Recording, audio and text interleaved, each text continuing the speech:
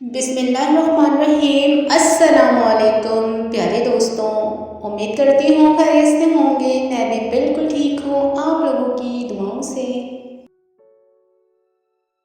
मर्द पढ़ा लिखा होकर भी अनपढ़ औरत को कबूल कर लेता है, लेकिन अगर औरत दो लफ्ज़ ज़्यादा पढ़ ले तो उसे अपने मयार का शौहर चाहिए। जिंदगी में इंसान को एक आदत ज़रूर सीख लेनी चाहिए। जो चीज़ हाथ से निकल गई है उसे भूल जाने की आदत। ये आदत इंसान को बहुत सी तकलीफ़ों से बचा लेती है।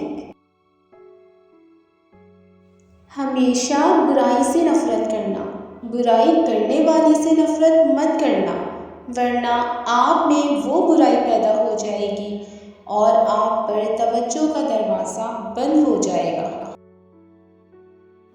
इंसानी दिल एक ही मुसीबत, एक ही गम, एक ही बोझ सारी उम्र नहीं उठा सकता।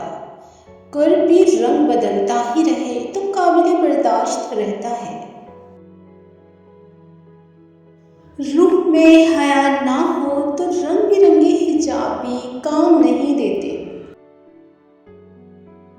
आदत मोहब्बत से ज़्यादा जानलेवा होती है।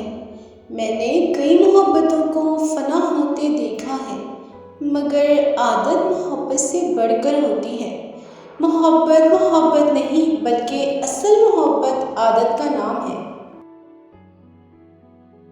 मोहब्बत एक तरफ़ा हो सकती है, समझौता भी एक तरफ़ा हो सकता है, लेकिन इज़्ज़त दो तरफ़ा चीज़ है, एक तरफ़ा नहीं हो सकती।